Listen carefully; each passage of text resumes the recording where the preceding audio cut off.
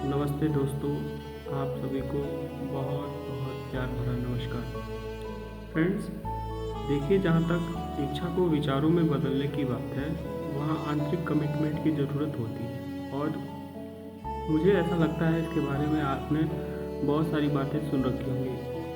बहुत से motivational speaker इनके बारे में बात करते हैं। ये ज़रूर है कि आपने किसी तरह अपनी इच्छा को विचारों में कन्वर्ट कर लिया।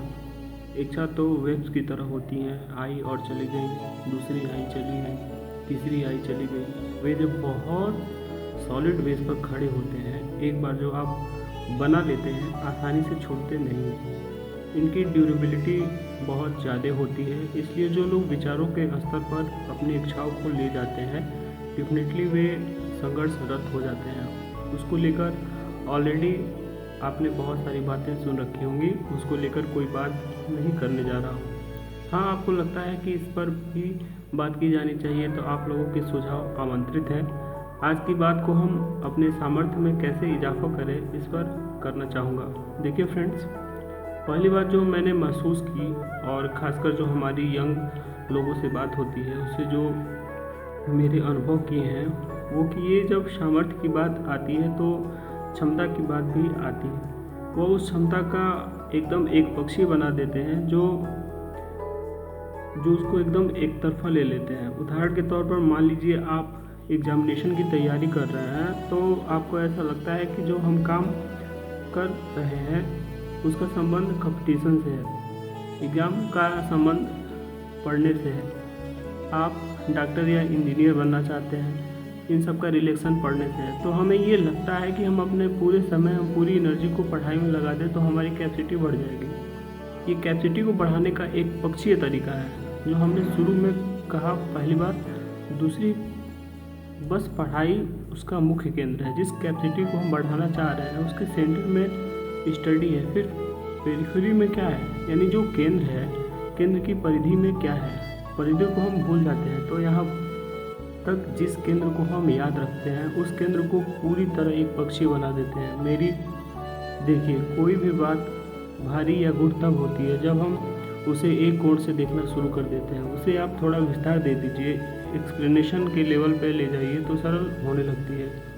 वही उसका विचार भी होता है। पढ़ने की बात बोले, जो केंद्र में है, पढ़ने का काम दिमाग करता है, राइट। यानी दिमाग हमारा इंस्ट्रूमेंट है। कंप्यूटर की भाषा में बोले तो दिमाग हमारा हार्डवेयर है, इसका सॉफ्टवेयर भी होता है। उसका सॉफ्टवेयर हमारा दिमाग, और उसके अंदर ऐसी मैकेनिज्म है जो पढ़ने की क्षमता को बढ़ाती है। पढ़ने की आवर्स को बढ़ाना, ये हमारे सामर्थ्य को बढ़ाएगी। लेकिन हम कम समय में कैसे ज़्यादा से ज़्यादा कर पाएँ, उसके लिए हमें सॉफ्टवेयर पर काम करना होगा।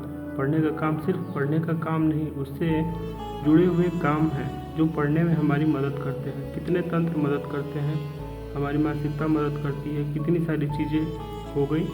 अगर मुझे सही मायने में सामर्थ्य को बढ़ाना है तो परिधि वाली बात हमने बताई, जो पढ़ने वाली तो नहीं है लेकिन पढ़ाई में हमारी मदद करेंगी। इससे हम बिल्कुल भूल जाते हैं। उदाहरण के तौर पर जो ऑक्सीजन हम इनहेल करते हैं, जो लेते हैं, उसका 60 to 62% भाग केवल हमारा दिमाग खर्च कर देता है। यानी हमारे दिमाग को पूरे ऑक्सीजन का लगभग 20% चाहिए। हमारे शरीर में टोटल वजन में आप सोचिए, जो दिमाग का वजन है वो लगभग 1300 से 1400 ग्राम है। हम 1.5 kg मान लेते हैं। सोचिए हमारे शरीर का वजन कितना है, और हमारी पूरी बॉडी को, एक सेल को ऑक्सीजन चाहिए। तो क्या आपको नहीं लगता, यदि मैं अपने पढ़ने के सामर्थ्य को बढ़ाना चाहता हूँ तो कहीं ना कहीं इस बात को सोचना चाहिए कि ऑक्सीजन के इनहेल को भी बढ़ाना चाहिए। ऑक्सीजन तो लगातार हमारे मस्तिष्क और शरीर में पहले की तुलना में अधिक हो। पढ़ने की तकनीकी, क्या हम उस के बारे में सोचते हैं? पढ़ने की तकनीकी कंसंट्रेशन या फोकस तरीके से पढ़ने के बारे में सोचते हैं? नहीं सोचते। हम सीधे आवर्स में कन्वर्ट कर देते हैं, कितने आवर्स कितने दिन। नो डाउट इससे हमारे सामर्थ्य में यदि वृद्धि तो हो जाती है, जितनी होनी चाहिए, इनफैक्ट उतनी नहीं हो पाती। फ्रेंड्स, जब भी हम सामर्थ्य को बढ़ाने की बात हो तो हमारी कोशिश होनी चाहिए कि अपने सामर्थ्य को स्पेस एवं टाइम के तालमेल से कितना बिठा पाते हैं। फ्रेंड्स, आप इस पर विचार करें, स्वयं के समय एवं सामर्थ्य में ढालने की कोशिश करें। आप देखेंगे कि उसके सामर्थ्य में इजाफा हो गया जीतने के बारे में आपने सोचा भी नहीं था।